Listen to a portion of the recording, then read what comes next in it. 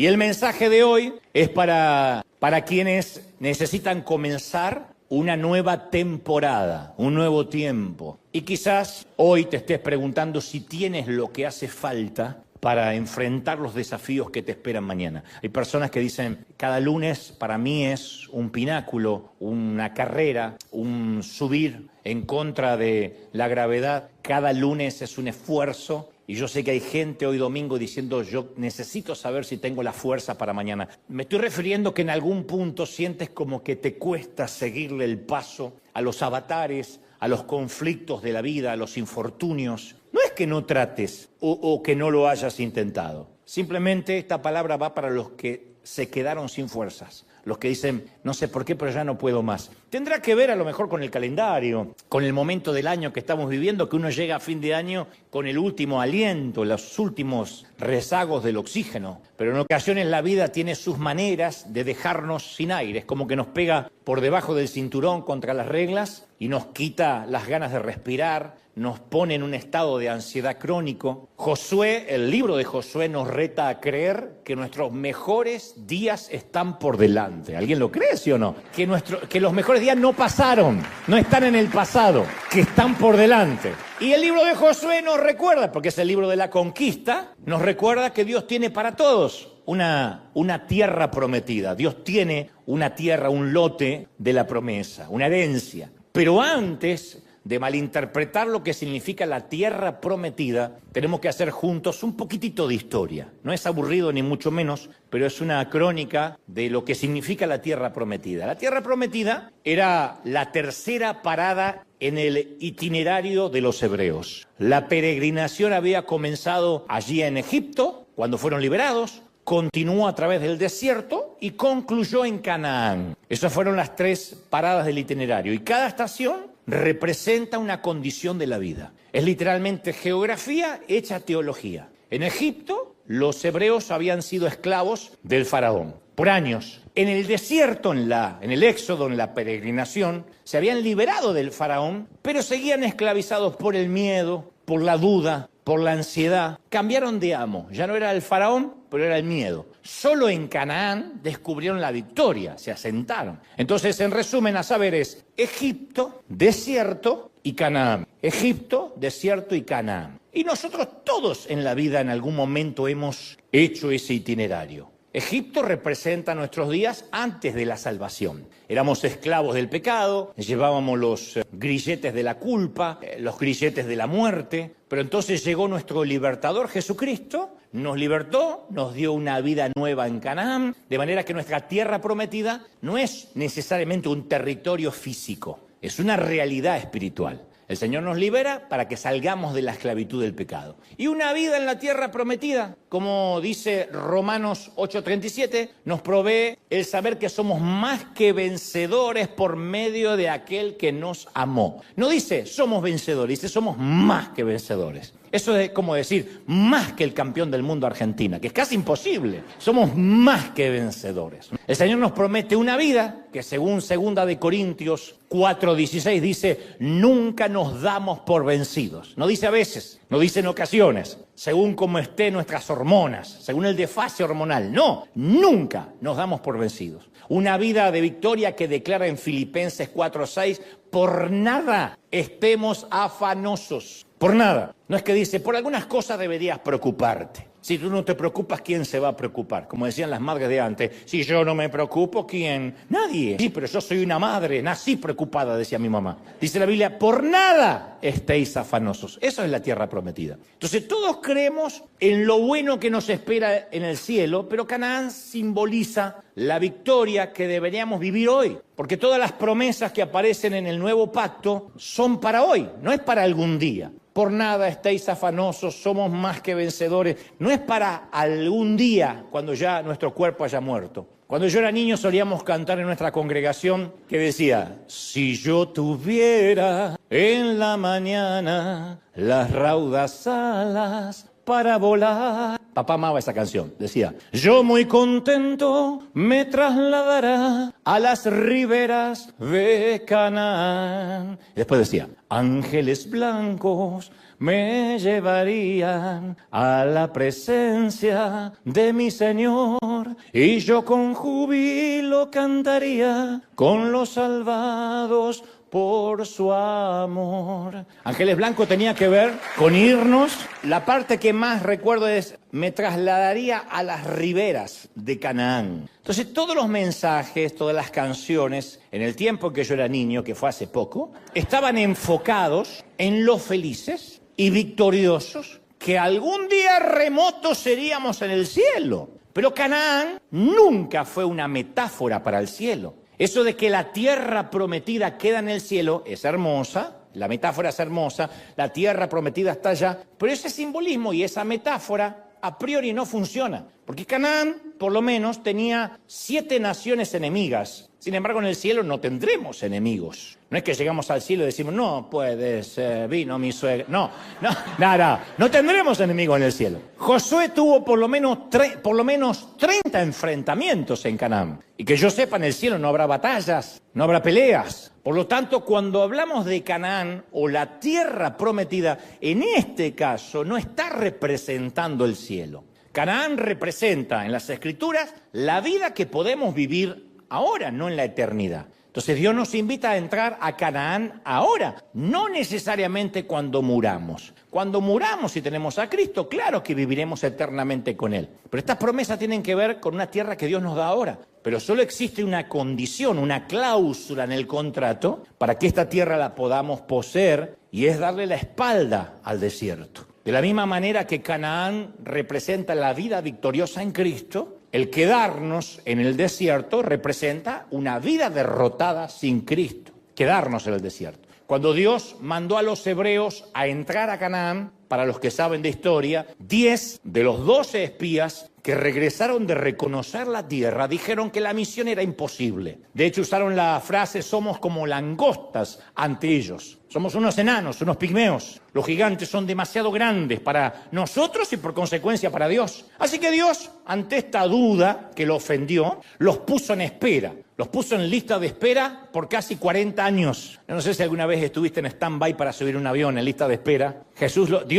Dios los puso en lista de espera por 40 años, 4 décadas, a ver si salía el avión. Caminaron en círculos, comieron la misma comida todos los días. La vida se les hizo una rutina interminable. Las mismas piedras, las mismas lagartijas, las mismas serpientes, las mismas dunas. Estaban a salvo, pero no eran fuertes. Redimidos, pero no liberados al fin. Estaban sí a salvo del faraón, pero atascados en el desierto. O sea, estaban entre la profecía y el destino. Monotonía, rutina, aburrimiento. 4 décadas de tedio. 4 décadas de tedio. Y tal vez esta manera de vivir te suene familiar, porque muchísimos cristianos viven atascados en el hastío, en el tedio. Son cristianos. Pero yo he conocido a mucha gente que me puede decir con exactitud el día que escapó de Egipto, el día que conoció al Señor. Yo le digo, ¿cuándo conociste al Señor? Y tal fecha en 1985. Dios vino a mi vida y cambió mi corazón y cambió mi familia. ¿Recuerdan el día exacto en que fueron liberados de los grilletes del enemigo?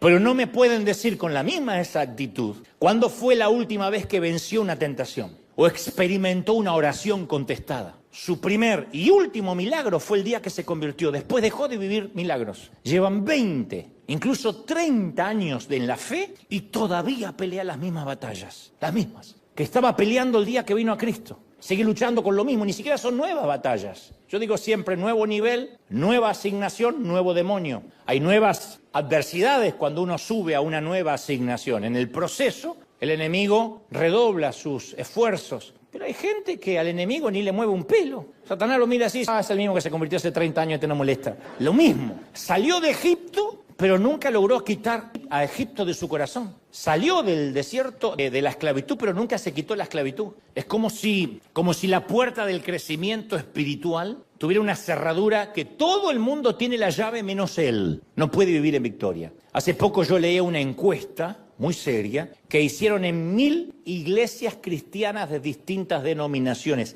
1000. Les preguntaron a los creyentes cuántos de ellos definían sus vidas en Cristo como vidas victoriosas. Pero tenían que pensar, no repetir como loro. ¿Cuántos creen que su vida en Cristo es una vida de victoria en victoria? Y la respuesta fue asombrosa. Como era anónima, tenían que decir la verdad sin que nadie los juzgara. Solo el 10% respondió que se sentían que tenían vida victoriosas en el Señor. 10%. En otras palabras, 9 de cada 10 creyentes languidecen en el desierto. 9 de cada 10 están en un tedio. O sea, son salvos, sí. No estamos poniendo en tela de juicio eso. Pero viven en la tierra de aguantando hasta que me muera. Viven en la tierra aguantando hasta que venga Cristo. Fuera de Egipto, pero sin haber llegado todavía a Canaán. 10%. Imaginemos una escuela una universidad que solo graduara el 10% de sus estudiantes. ¿Cómo se vería esa universidad? Un hospital que solo lograra curar el 10% de los pacientes. Un equipo de fútbol que solo ganara el 10% de sus partidos. O un arquitecto que solo completara el 10% de sus proyectos. Si fuese así,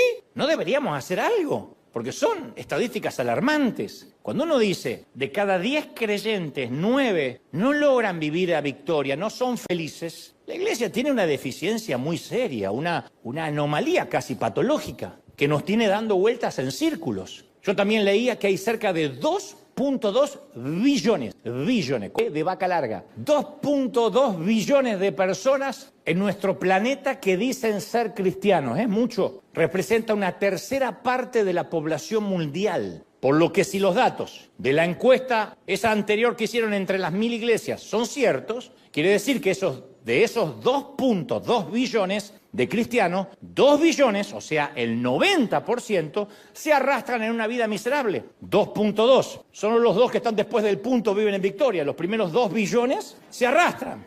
Ese letargo, ese tedio y esa rutina, ¿qué produce? Iglesias débiles, cristianos codependientes que necesitan, en lugar de una prédica o un mensaje que los haga crecer, frases de coaching, frasecitas motivacionales para poder sobrevivir una semanita más. Necesitan repetir frasecitas o un nuevo versiculito para pegar en un calco en el auto o en la nevera que los haga aguantar hasta el próximo domingo o hasta el siguiente congreso de empoderamiento. Es una iglesia debilitada, una iglesia que se arrastra por el desierto y que va a buscar una gotita de agua los fines de semana. Yo pregunto, ¿cómo cambiaría el mundo si esos 2 billones de personas salieran del desierto? ¿Cuánta alegría se liberaría en la atmósfera? No habría tantos creyentes de uno o de otro lado de las grietas políticas. Es impresionante, yo no sé cómo será en vuestros países, pero en Argentina hay iglesias que literalmente se promueven oficialistas o de la oposición. Y hasta los pastores les dicen por quiénes tienen que votar. Entonces, obviamente, cuando la política se entremezcla con las cosas de Dios, la gente no puede estar alegre. Porque los políticos fallan, porque las gestiones fracasan. Yo digo, ¿cómo cambiaría el mundo si anduviéramos por encima de esa grieta, en victoria?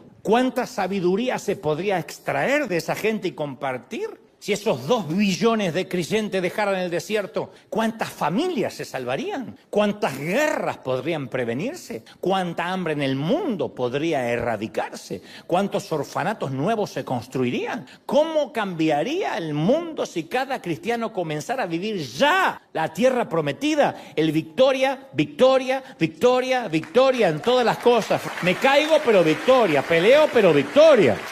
En el primer capítulo de Deuteronomio, vemos que los israelitas habían acampado en el monte Horeb, en el desierto. Ya estaban asentados, estaban acostumbrados a la vida del desierto. Increíble. Habían establecido una ciudad segura, conocida, en el desierto. Sin saberlo, los hebreos habían creado un lugar donde estaban atrapados. No necesitaban arriesgarse, ni siquiera necesitaban a Dios, porque uno no necesita mucho a Dios cuando vive una vida sedentaria. Cuando no vives milagros, ¿para qué quieres a Dios en la ecuación de la vida? Todos tenían lo que requerían, habían sido salvos de la esclavitud del faraón, pero todavía no habían llegado a donde Dios quería. Y Dios tenía un sueño más grande para el pueblo hebreo. Dios quería que abandonaran lo conocido, que arriesgaran todo, que dependieran de Él. Así que les habló y le dijo en Deuteronomio 1:6, ustedes han permanecido demasiado tiempo en este monte. Y yo te voy a decir la misma palabra de parte del Señor, ya has permanecido mucho tiempo en ese mismo monte. Diría, dile al que está a tu lado, muévete del monte. Pero no te lo voy a decir.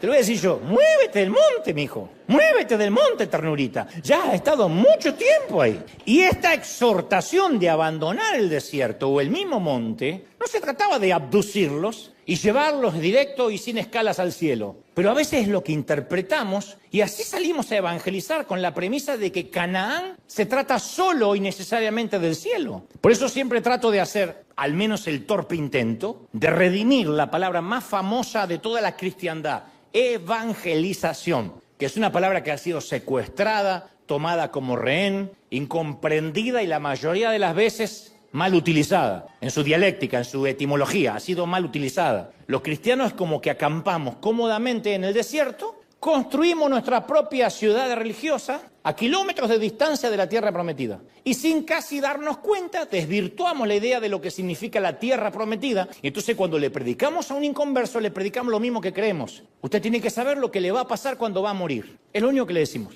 ¿Está listo para morir? Le decimos al carnicero, ¿está listo para morir a la carne? Siempre ese fue nuestro método de evangelización durante años. ¿Qué va a pasar cuando se muera? ¿Sabe dónde se va a ir? Y por eso, a veces en lugar de amar, de comprometernos con los perdidos, solo le decimos, si murieras hoy, ¿tú sabes dónde irías? La base de la evangelización escatológica es esa. Tienes que esquivar el infierno y asegurarte el cielo. La motivación de salvarlas es que no ardan eternamente en el infierno. Escritural es correcto, yo no estoy diciendo que eso no es correcto. El que tiene a Cristo se va al cielo, el que no tiene a Cristo se va para abajo. Eso es así, eso no cambia, no lo estoy poniendo en duda. Pero lo que digo es que para predicar eso, ni siquiera hace falta involucrarnos ni amar a nadie. El que se quiera salvar, que se salve, y el que no es su rollo. Entramos al hospital y decimos, ¿quién se está por morir? Que levante la mano, acepte a Cristo, se vaya para el infierno. Ya está, ya predicamos. Esa versión de la evangelización está completamente enfocada en un miedo al infierno y ofrecer a Jesús como boleto de escape. Entonces, de algún modo, no somos evangelistas, somos vendedores de seguros de vida. Compren nuestra póliza evangélica, que podrá cobrar en el caso que se muera. Llame ya. Ahora, convengamos, todos creemos en el cielo, ¿sí o no? De hecho, todos quienes tenemos a Cristo queremos vivir eternamente en el paraíso, en la nueva Jerusalén. Pero no nos podemos olvidar que hasta tanto lleguemos hasta el cielo, Jesús nos ofrece alegría abundante. Entonces, ¿por qué muchos viven con tristeza abundante? Se levantan, se ponen la cara de aguantar las hemorroides y salen por el mundo. Las epístolas de Pablo hablan de gracia. Y millones de cristianos cargan una culpa atroz y van los domingos a buscar más culpa. Pastor, se me acabó la culpa de la semana pasada, me da un poco más. ¿Cómo no, hermano? Ahora la condena. Y se la llevan a casa. Vivimos repitiendo que somos más que vencedores y a veces claudicamos ante las tentaciones, las debilidades. ¿Cuánta gente está atrapada hoy en el desierto entre Egipto y Canaán? Atrapados. Pero para terminar de entender esto de la tierra prometida de este lado del sol, insisto, de este lado de la eternidad, tenemos que volver a nuestra historia. Moisés acababa de morir. Después de esos 40 años, los hebreos estaban comenzando casi su quinta década como beduinos en el desierto. 40 años, una vida. Para los que tienen 40 años es tu vida completa. Para las mujeres que tienen 50 y miren que tienen 40, también es tu vida completa más 10 años más que no quieres reconocer. Pero antes de entrar a Canaán, a la tierra prometida, al igual que nosotros, tenían que hacerle frente a una patología. ¿Qué es una patología? Una enfermedad que tenemos que confrontar si queremos entrar a la tierra prometida. De este lado, a una vida victoriosa. A una enfermedad tuvieron que enfrentar ellos que había contagiado a muchísima gente. Josué sabía que había que declarar la guerra a la plaga que responde al nombre de no puedo, no puedo. Es la epidemia que ataca nuestro dominio propio. No puedo resistir la botella. Yo soy creyente, pero me dan el tequila con gusano, no, el mezcal con gusano. El mezcal con gusano y me sale el gusano viejo de la vieja vida. No puedo dejar el cigarrillo, no puedo. No puedo abandonar el porno porque de esa forma es una manera de desfogar, de liberarme. ¿Ataca nuestras relaciones esa enfermedad? No puedo perdonar. Yo sé que soy creyente, pero no puedo perdonar lo que me hicieron. Si te contara. Ataca nuestra fe. No puedo creer que Dios me ame. Yo no puedo creer que Dios me ame por todo lo que he hecho. No puedo. Si Josué hubiese mascullado esas palabras, nunca habría conquistado la tierra prometida. De hecho, el libro de Josué comienza con malas noticias. Josué 1:1 empieza con malas noticias. Dice, aconteció después de la muerte de Moisés. Nadie se comparaba a Moisés. Nadie. Cuando eran esclavos fue Moisés quien confrontó a Faraón. Cuando el mar rojo rugió, Moisés oró pidiendo ayuda. cuando estuvieron hambrientos, sedientos o confundidos, Moisés intervino y Dios suplió alimento, agua y los 10 mandamientos, el decálogo. Moisés significaba más para los hebreos que lo que Napoleón y Alejandro Magno significaron para su gente. Ustedes saben que en Dakota del Sur está el monte Rushmore, que se levanta el santuario de la democracia. Si alguien no lo vio personalmente, lo habrá visto en alguna película o en alguna foto, donde están esculpidas las figuras en granito con los presidentes americanos George Washington, Thomas Jefferson, Theodore Roosevelt y Abraham Lincoln. Si el rostro de Moisés hubiese sido esculpido en el monte Sinaí, jamás los hebreos habrían permitido que compartan otros 3 líderes la cara con él. No había otro que se comparara a él. Poner a Washington con los demás está bien, pero Moisés con alguien más, no. Perder a Moisés era perder la causa, señores. Y la perdieron, porque Moisés murió. Y sin embargo, antes que la hierba creciera sobre la tumba de Moisés, Dios le dijo a Josué, Moisés ha muerto, ahora pues, levántate. Acaba de morir, levántate. Nosotros hoy usaríamos una táctica diferente. Moisés ha muerto, ahora pues, guarda luto, tómate un sabático. Elabora y procesa las 5 etapas del duelo. Encuentra a un terapista, busca a un tanatólogo. Pero Dios le dice, no, Moisés ha muerto, levántate. Moisés está muerto, pero Dios está vivo. El líder humano falleció, pero el líder eterno sigue vivo. Nada ha cambiado. ¿Sí o no? Levántate. Aún así, Josué tendría razón para haber dicho no puedo. Al menos 3 millones de razones tenía. Según el censo del libro de Números, había 601.730 hombres. 601.730 hombres con 20 años o más, sin contar los levitas. Cuando Josué asume, si asumimos que 2/3 partes de estos hombres tenían esposa y mínimo 3 hijos, porque no había Netflix ni mucho para hacer en el desierto, el número se acerca a casi 3 millones de hebreos. Estamos hablando de la misma cantidad de habitantes que tiene, por ejemplo, Buenos Aires, según el último censo, todo Buenos Aires. 3 millones de hebreos inexpertos. Podían pelear contra serpientes, contra tormentas de arena, pero traspasar los muros de Jericó, ¿de verdad? ¿Guerrear contra los bárbaros sanguinarios del otro lado? ¡Oh, qué bilingüe que estoy! Metí una palabra. Yo tengo poquitas palabras en inglés, pero la digo con una fonética perfecta, que dice este tipo, ¿sabe? Of course. Fereceos, eteos, cananeos, amorreos. Para nosotros son nombres raros solamente. Para estos hombres les provocaban miedo, pavor, en el corazón hebreo les entraba pánico. En resumen, excusa número 1, Moisés está muerto. Excusa número 2, mi pueblo es inexperto en asuntos de batallas. Son beduinos, gitanos del desierto, que no son guerreros. Número 3, a la gente como nosotros, los cananeos se los comen en el desayuno. Sin embargo, antes que Josué pudiera categorizar sus miedos, Dios le dio una sola razón para tener fe. Ahora pues levántate y pasa este Jordán, tú y todo el pueblo, a la tierra que yo te doy. A la tierra que yo te doy. Alguien tiene que creerlo, a la tierra que yo te doy. ¡Aleluya! Lo diré otra vez, a la tierra que yo te doy. No la tierra que podría darles. No la tierra que deberían conquistar. No la tierra donde tienes que probar de qué estás hecho. No la tierra que debes ganar, la tierra que debes confiscar, rentar o comprar. La tierra que yo les doy. O sea, la transacción ya había ocurrido. La tierra ya había sido transferida. La conquista era un hecho consumado, la tierra que yo te doy. A Josué se lo estaba enviando a tomar la tierra que ya Dios le había dado, a recibir la tierra que Dios ya había tomado. Como yo os he entregado, como se lo había dicho a Moisés, dijo Dios, todo lugar que pisare la planta de tu pie, todo. No nos olviden de este detalle que no es menor. Los hebreos eran nómades, no eran dueños ni siquiera de un terreno fiscal o de un baldío. Eran nómades, indocumentados técnicamente, porque no pertenecían ni a Egipto ni habían llegado a ninguna tierra prometida. Llegaba la migra, no quedaba nadie. Sin embargo, por un decreto divino, recibieron el título de la tierra de sus sueños. Tal como lo había prometido, Dios le dio la herencia. Los muros de Jericó cayeron, los nómades sin hogar se convirtieron en colonos. Una nación que había vivido 4 décadas en el exilio comenzó a forjar un futuro en los montes cananeos. Construyeron granjas, aldeas, viñedos. La victoria fue tan completa que el historiador escribió en Josué 21:43. De esta manera dio Jehová a Israel toda la tierra que ya le había jurado darle a sus padres, y la poseyeron y habitaron en ella. Y Jehová les dio reposo, descanso, alrededor, conforme a todo lo que le había jurado a sus padres. Ninguno de todos sus enemigos pudo hacerle frente jamás, porque Jehová entregó en sus manos a todos sus enemigos, no a algunos, a todos. No faltó palabra de todas las buenas promesas que Jehová había hecho a la casa de Israel, y dice al final, todo se cumplió, todo. No algunas cositas, otras,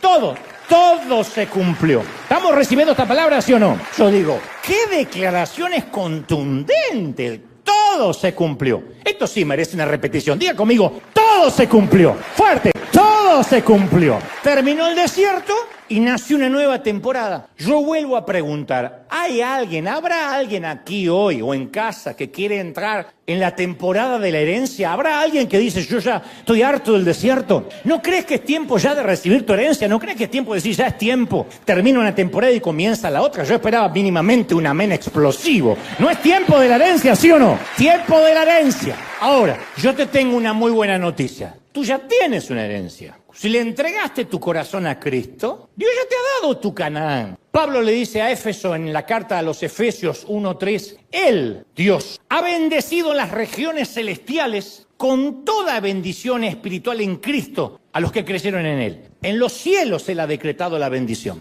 Nota el verbo, te ha bendecido. No dice te va a bendecir, tal vez te bendiga si te portes bien. El título de propiedad de la tierra prometida tiene tu nombre. Los registros legales en el cielo fueron cambiados por tu nombre. Dios te ha dado Canaán. Alguien tiene que celebrar, gente. ¡Aleluya! Entonces, ya tienes todo lo que necesitas para ser quien Dios quiere que seas. Tienes acceso, según el apóstol, a las bendiciones, a las regiones celestiales con toda bendición espiritual en Cristo. Y este es el secreto, a lo mejor, mayor guardado de la cristiandad. Porque nosotros solemos subestimar lo que nos ocurrió al momento de nuestra conversión. Algunos creen que la conversión es similar a entrar en un car wash, en un lavadero de autos. Entramos todos sucios en el túnel así, vamos pasando, y salimos del otro lado con los pecados lavados. Sin embargo, la conversión es más que la remoción del pecado. La conversión es la remoción del pecado y es un depósito de poder. Es como si te quitaran un motor de un Toyota Camry. Los que tienen un Toyota Camry, mi mayor respeto, fue mi primer auto aquí. Modelo 1979, que cuando lo arrancas se fue como, viste, diciendo, te estoy haciendo un favor de llevarte. Te quitan ese motor y te colocaran el motor de una Ferrari. O sea, Dios removió el motor viejo, cubierto de costra, agrietado, y lo reemplazó con una versión enérgica y rugiente, Cristo de sí mismo. La esencia de Cristo fue incrustada en nosotros. Segunda de Corintios 5:17 afirma, de modo que si alguno está en Cristo, nueva criatura es, las cosas viejas pasaron y aquí todas son hechas nuevas. ¿Sí o no? Entonces, quiero que te grabes esto, estamos completamente equipados. ¿Necesitamos más energía a los lunes de la mañana? La tenemos. ¿Más bondad y misericordia? La tenemos. Nos hace falta más dominio propio, no más demonio propio, más dominio propio, más autoestima. Bueno, Hebreos 13:21 declara, Dios te capacitará con todo lo que necesites para hacer su voluntad. O sea, cuando Él te da, nos da su voluntad, nos da la asignación, nos da la capacidad, las herramientas. Segunda de Pedro 1:3 añade, Dios nos ha dado todo lo que necesitamos para llevar una vida en rectitud. Todo. ¿Cómo uno puede vivir en santidad? ¿Cómo uno puede vivir en integridad? Dios nos ha dado las herramientas para que eso suceda. Pero para eso necesitamos un cambio de paradigma. En Canaán no peleamos por la victoria. En Canaán peleamos desde la victoria que ya fue ganada. En el desierto nos afanamos, nos preocupamos por todo. En Canaán confiamos. En el desierto buscamos la atención de Dios. En Canaán ya tenemos el favor de Dios con nosotros.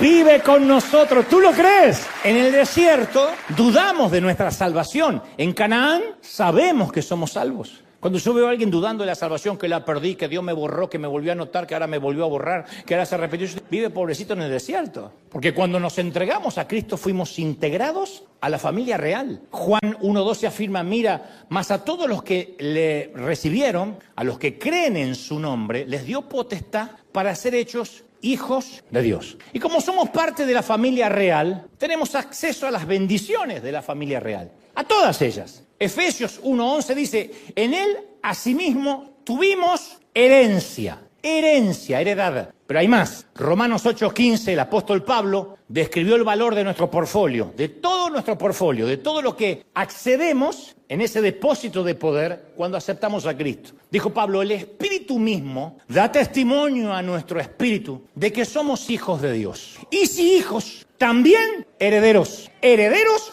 y coherederos con Cristo. Alguien tiene que celebrar, así me había olvidado, se me había pasado de la cabeza. Somos coherederos con Cristo, compartimos la misma herencia de Cristo. Nuestra porción no es una miseria, no heredamos las obras. No nos vestimos como los que fuimos hermanos menores con la ropa que van dejando nuestros hermanos mayores. Yo heredé hasta los calzones de mi hermano Diego. Había algo que nos vinculaba en la intimidad, el mismo calzón. No pasa eso con el Señor, no nos vinculan como primos lejanos. En la tradición del tiempo del apóstol Pablo, el hijo primogénito recibía una doble porción, mientras que el resto de los hermanos tenían que repartirse lo que quedaba. No es así con Cristo. Primera de Juan 4:17 dice, porque nosotros somos en este mundo tal como Jesucristo. O sea, la porción de Cristo es nuestra porción. Todo lo que Cristo tiene, lo tenemos nosotros. Por si alguien no lo sabía, por si alguien languidecía en el desierto. Ahora, si bien somos coherederos con Cristo, ¿por qué luchamos tanto? Nuestra herencia es una perfecta paz. Yo te doy una paz, dice el Señor, que sobrepasa todo entendimiento. No hay manera de, en palabras simples dice, no hay manera de razonarlo, no resiste análisis racional. No hay un sabio, alguien que tenga ciencia que pueda discernir por qué tenemos paz en una pandemia. Nos dicen que estamos locos. No hay forma de entender por qué un cristiano está en la sala de espera con un ser querido luchando contra el cáncer, está preocupado, está dolido, pero a pesar de eso no pierde la paz. Yo he estado en funerales donde veo a los seres queridos que tienen a Cristo en el corazón, con el dolor lógico que implica la partida a la eternidad de un ser amado, pero sin embargo tienen una paz que quienes entran dicen, ¿pero qué les pasa? ¿Cómo pueden tener esa paz, esa tranquilidad? Y le dicen, hasta luego, nos vemos pronto. Una paz que sobrepasa todo entendimiento, que no resiste análisis. Y sin embargo, si Dios nos da esa paz, si Cristo nos comparte esa paz porque somos coherederos con Él, ¿por qué a veces pasamos noches enteras de ansiedad sin poder conciliar el sueño? ¿Por qué anoche no pudiste dormir? ¿Por qué anoche estuviste dando vueltas y vueltas como una milanesa empanizada en la cama? ¿Por qué? Tenemos acceso al nivel de alegría de Jesús. Sin embargo, ¿cuántas veces, cuántos días durante esta semana que se fue, caminaste a paso lento como burro con indigestión? Yo nunca vi un burro con indigestión, pero me lo imagino. Dios promete suplir cada necesidad. Compartimos las riquezas en gloria con Él. No obstante, seguimos preocupándonos, poniéndonos nerviosos. ¿Por qué? A mí se me ocurren al menos un par de razones, dos. Primero, no sabemos de nuestra herencia, no sabíamos. Nadie nos ha contado lo que dice Efesios 1:19 acerca de la supereminente grandeza de su poder para con nosotros los que creemos. Nadie nos ha dicho de ese depósito de poder. Nos han dicho frasecitas empoderadoras, pero eso no es hacer un depósito. Nadie nos ha dicho que peleamos desde la victoria, no por la victoria. Hay algunos que pelean contra el diablo como si el diablo nunca hubiese sido vencido. Cuando la serpiente, que tipificaba el diablo, le habló a Eva, se supone que tenía patas o alas, porque parte de la maldición fue sobre tu vientre te arrastrarás. A la mujer le dijo que él iba a traer a luz con dolores de parto. Pero la maldición que vino para la serpiente sobre tu vientre te arrastrarás, por lo cual, si leemos lo que no está escrito, significa o que tenía patas o que tenía alas. Y ese es el estado y el lugar y el nivel que Dios puso al diablo hasta la fecha, arrastrado. Entonces cuando alguien dice, el diablo está sobre mí, o sea que estás recontra arrastrado. ¿Para qué lo subiste? Déjalo donde Dios lo puso, arrastrado. Vencido en la cruz del Calvario, consumado es, vencido. Entonces, nos han predicado siempre de que más allá del sol, más allá del sol, más allá del sol, yo tengo un hogar, yo más allá del sol. Pero nadie nos ha dicho que de este lado también la tierra ya fue conquistada. Y algunos cristianos nunca viven su herencia porque no saben que tienen una. Pero ahora ya lo sabes. Ahora ya sabes. Y te vas a ir hoy sabiendo que fuiste creado para algo más que el desierto. Dios te salvó de Egipto para poder bendecirte en la tierra prometida. La promesa de Dios también es real, aquí ahora. Y en el cielo habrá bendición, y claro. Pero entre que aquí y entre que lleguemos allá, el cielo puede esperar. No es que tenemos que irnos al cielo ya. Porque a veces tenemos ese espíritu espiritual suicida. Nuestras prédicas se parecen más a la eutanasia que a la victoria. ¿Cuánto nos vamos con él? Yo tenía un pastor que estaba harto de vivir. Tenía una esposa que lo tenía podrido, una suegra que vivía en la casa, un hijo que le tenía el corazón al plato. Y entonces decía, hermano, así en las últimas predicas, ¿cuántos quieren? Él tenía una gana, decirle, pastor, si quiere lo mato, en serio, de verdad. Cuando uno no conoce cuál es su herencia acá, quiere la herencia de allá. Suele suceder como aquella vieja historia que alguna vez te conté de ese matrimonio que con mucho esfuerzo pagó en cuotas un viaje en crucero, un lujo que se querían dar. Y como habían gastado todo el presupuesto en el viaje y no sabían qué iban a comer, se llevaron varios sándwiches de queso para comer durante toda la semana. Desayunaban sándwich de queso, merendaban eso, almorzaban eso, cenaban eso, cada mediodía, cada noche. Y veían como el resto de los pasajeros comían deliciosos manjares en el crucero. Era todo tenedor libre, mientras ellos comían su sándwich de queso. Y todos los otros estaban comiendo un menú. Al quinto día tenían queso hasta en las orejas y una constipación que ni te cuento. No usaron nunca el baño del crucero. Cuando les toca bajar del barco, el capitán les preguntó si habían disfrutado la travesía, a lo que respondieron nos encantó, pero para la próxima ya nos dispusimos que vamos a ahorrar un poco más para poder comer otro tipo de alimento. Y el capitán les dijo, ¿no sabían que en el boleto del crucero incluía todas las comidas gratis del restaurante? Y yo conozco a muchos cristianos constipados de queso. Hermano, deja de comer queso. Lo que me estoy perdiendo de hacer repetir. Pero prometí que no. Hermano, deja de comer queso. Hay miles que no saben lo que incluye, se viven a queso. La segunda razón, la que yo creo, por la cual algunos no viven en victoria es porque no creen en la herencia. La primera es que no saben, la segunda es que no creen. Que ese fue el problema de los antepasados de Josué. No creyeron que Dios les iba a dar la tierra. Los días de victoria de los hebreos pudieron haber comenzado 4 décadas antes. Los 40 años por el desierto no estaban en el plan inicial de Dios. De hecho, Dios aludió a la promesa que le había dado a Moisés cuando se lo dijo a Josué. Le dijo, yo os he entregado como se lo había dicho a Moisés. Todo lugar que pisare la planta de vuestro pie. Uno cree que esa fue la promesa que Dios le dio solo a Josué. Dice, no, yo se lo había dicho a Moisés. Yo te voy a entregar a ti y a tu pueblo todo lugar que pise la planta de tu pie. En otras palabras, yo le hice esta misma oferta al pueblo de Moisés y no lo creyeron. Prefirieron el desierto. Ay, no, somos como langosta. Hay gigantes muy grandotes. Caramba, que vieron los milagros en alta definición. Los milagros que vieron los hebreos fueron en HD. Vieron cómo los tiburones se comieron a los egipcios cuando el mar se cerró. Vieron cómo las plagas cayeron sobre Egipto. Vieron cómo una columna de fuego los protegió. Cómo cayó maná del cielo. Cómo brotó agua de una piedra. De verdad, Josué no cometió ese error. Le tomó la palabra a Dios e inició la tarea de heredar la tierra. Entonces hagamos nosotros lo mismo. La presencia de Dios está incrustada en nosotros. No midamos nuestra vida según nuestra capacidad. Midámosla según la capacidad de Dios. Si no podemos perdonar, Dios sí puede. Y como Él puede, nosotros podemos. No podemos romper con el hábito. Dios sí puede. Como Él puede, nosotros podemos. No podemos controlar la lengua, el temperamento. Dios sí puede. Y como tenemos acceso a todas las bendiciones del cielo, encontramos la fuerza para poder. Imagínate lo que ocurriría si toda una generación de cristianos viviera con su herencia, recibiendo su herencia. Filipenses 4:13 lo afirma, pues todo lo puedo hacer, todo, por medio de Cristo, quien me da la fuerza. Todo lo puedo en Cristo que me fortalece, todo. ¿Sí o no? Alguien tiene que decir amén.